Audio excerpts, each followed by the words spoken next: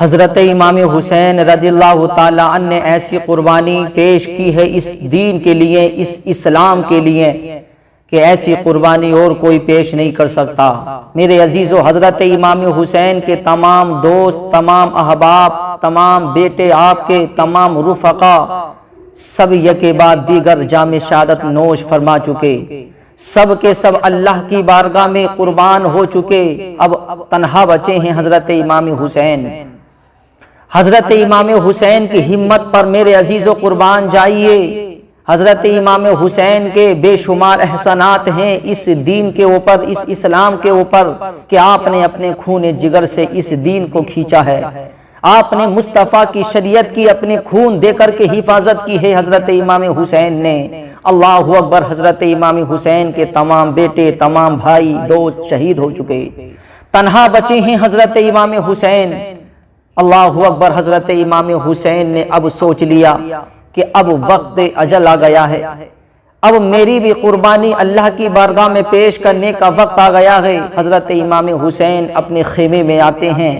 آنے کے بعد میرے عزیزو، آپ نے مصطفیٰ کی دی ہوئی امانت کو، یعنی امامہ شریف کو اپنے سر پر برکت کے طور پر اوڑھ لیا، اور اپنے ہاتھ میں حیدر کرار، شیر خدا، مولا علی، مشکل کشا، ذوالفقار حیدری کو اپنے ہاتھ میں لیا۔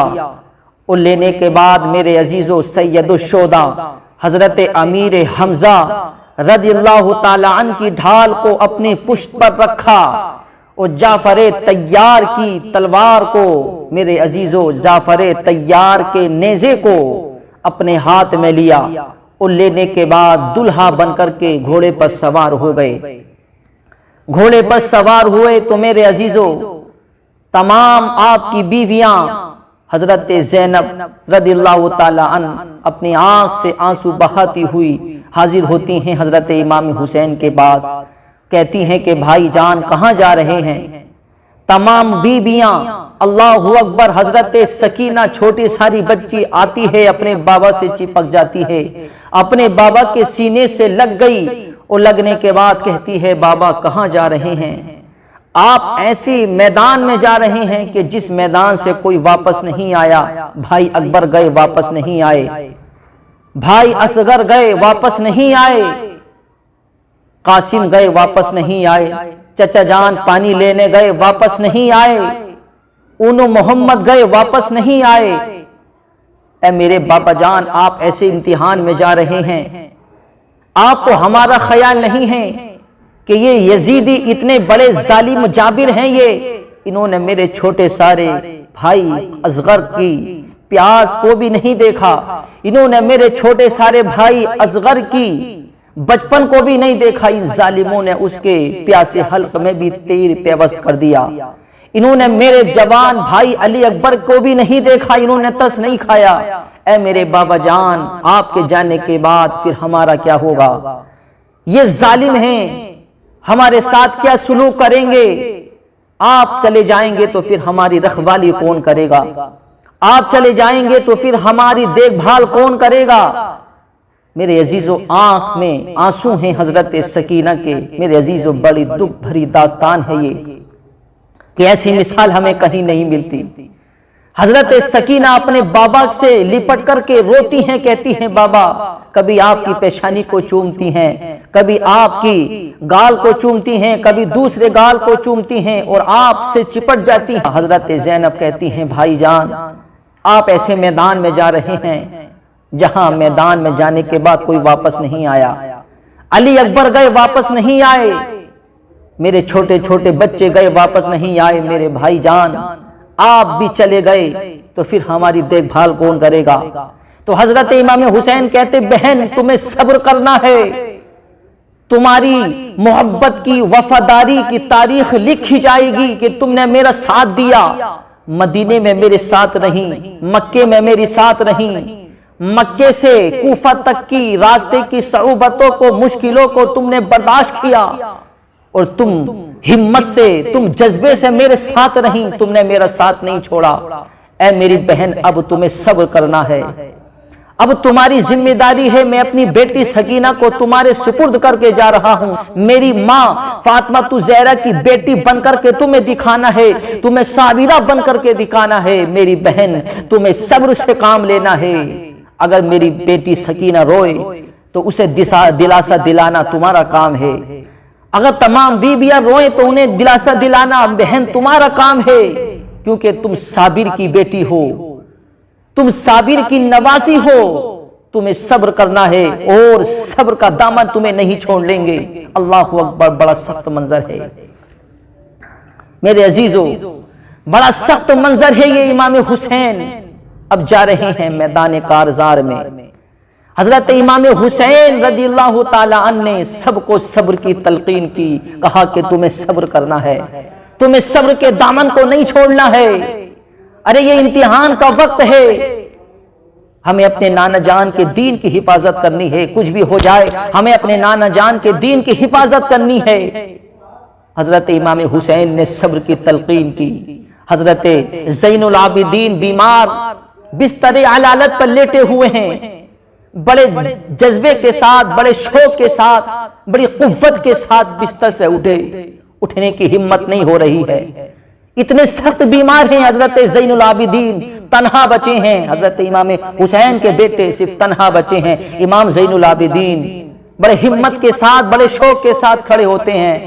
وہ کھڑے ہونے کے بعد کہتے ہیں، بابا جان میرے ہوتے ہوئے آپ میدان میں جا رہے ہیں، ایسا نہیں، پہلے مجھے بھیج دیجیے میدان میں، پہلے میدان کارزار میں میں جانا چاہتا ہوں، ان یزیدیوں کو مزہ چکانا چاہتا ہوں، ان یزیدیوں کو بتانا چاہتا ہوں کہ دیکھو علی کے شیر کے اندر کتنی طاقت ہوتی ہے۔ بیمار ہوں تو کوئی بات نہیں ہے بابا، مجھے اجازت دے دیجئے، میں بھی اپنی جان اللہ کی بارگاہ میں قربان کرنا چاہتا ہوں، میں بھی اللہ کی بارگاہ میں شہادت کا مرتبہ حاصل کرنا چاہتا ہوں۔ حضرت امام حسین نے حضرت زین العابدین کو اپنے گلے سے لگایا، اپنے سینے سے لگایا، اور لگانے کے بعد تسلی دیتے ہوئے کہا کہ بیٹا تمہیں نہیں جانا ہے، اگر تم چلے گئے تو پھر میری نسل آگے کیسے بڑھے گی، اگر تم چلے گئے تو سیدوں کا خاندان آگے کیسے بڑھے گا،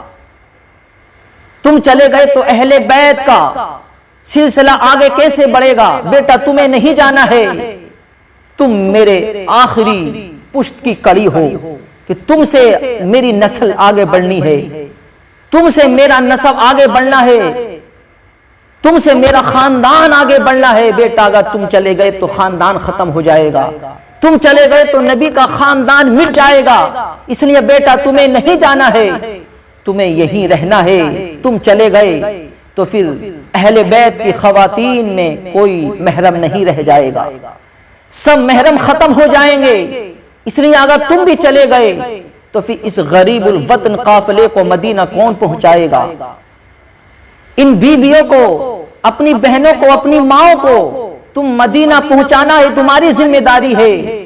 اپنی دستار مبارک اتاری اور اتارنے کے بعد برکت کے طور پر حضرت امام زین العابدین کے سر پر رکھ دی۔ حضرت امام حسین نے کہا کہ بیٹا آج میں اپنی امانت تمہیں سونپ رہا ہوں، ساری ذمہ داریاں تمہیں سونپ رہا ہوں، اے میرے بیٹے آپ کے بعد میرے جانشین تم ہی ہو، تمہیں صبر کا دامن کبھی نہیں چھوڑنا ہے، نانا جان کے دین کی کبھی بھی تمہیں نافرمانی نہیں کرنی ہے، نانا جان کی شریعت کے مطابق، نانا جان کی طریقت کے مطابق تمہیں زندگی گزارنی ہے، نانا جان کے دین کے لیے اگر راستے میں کوئی مشکل آئے، کوئی پریشانی آئے تو تمہیں محبت سے اسے برداشت کرنا ہے، اور ہماری طرح تمہیں نانا جان کے دین کی حفاظت کرنی ہے، ہماری طرح تمہیں نانا جان کی دین کی حفاظت کرنی ہے، تمہیں نہیں جانا ہے۔